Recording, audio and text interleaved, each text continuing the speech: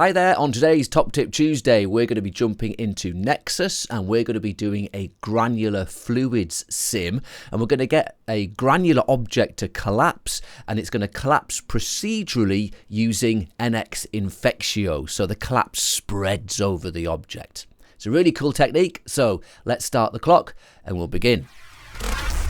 In our scene then, we have this statue geometry, and if we go forward a frame, make the statue invisible, you'll see that we are emitting particles from within its volume. Let's go to our XP emitter, emission tab. So we're emitting from the object, we're in shot hexagonal mode, we have 0 speed and 1 centimeter radius. And if we go to our display tab, you'll see that we're colouring them using a shader, and the shader that we're using is this Cinema 4D noise to get these black and light values.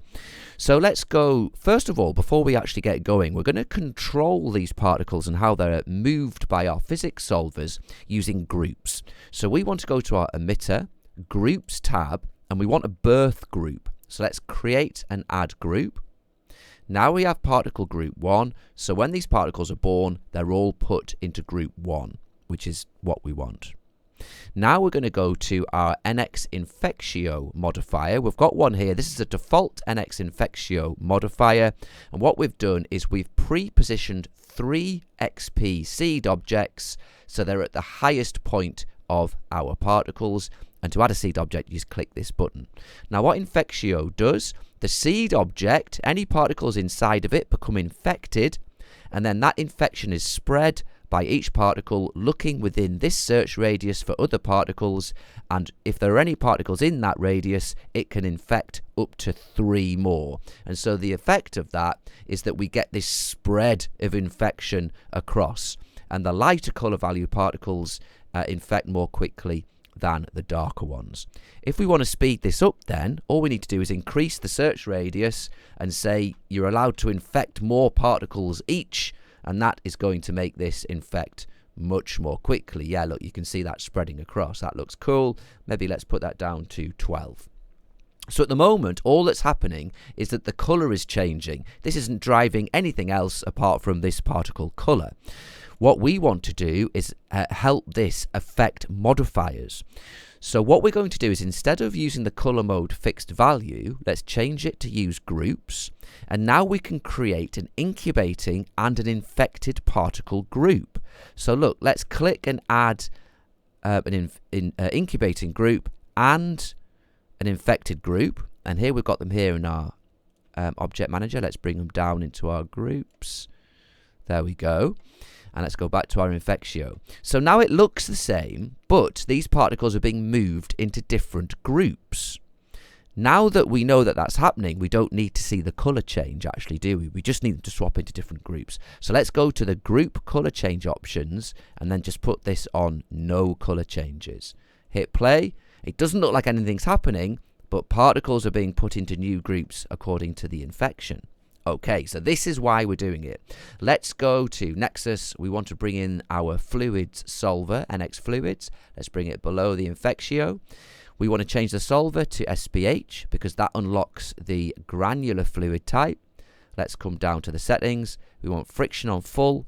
We want stability on 10 and cohesion on about 5. Now for granular, for really good clumpy sand, you need high accuracy, and you get that by increasing the substeps. For now, we're going to leave it on low substeps of 3. And if we hit play, you're going to see that our statue is not going to do anything because there's no gravity pulling this down yet, so we've got no movement to see the grains in action. Let's go to Nexus. Modifiers, bring in an nxGravity, put it below the fluids. We could perhaps put a tiny bit of variation in, and now we've got gravity. Those grains are going to fall to the ground and spread along. Okay, that's cool. So now what we want to do is we want to limit the speed of these so the birth particles, remember the ones that aren't infected, don't get pulled down by the gravity. So to do that, we're going to go to Nexus, and we're going to get a NX speed modifier and put it at the bottom. We're going to, in the object tab, change it from incremental to acceleration, but we'll take all acceleration off by zeroing this out.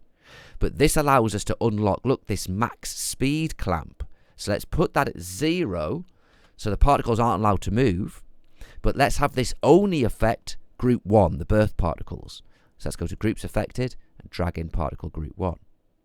So now what's happening is they'll only start falling down when they get moved into the new group by the infection. So yeah, that's what we want.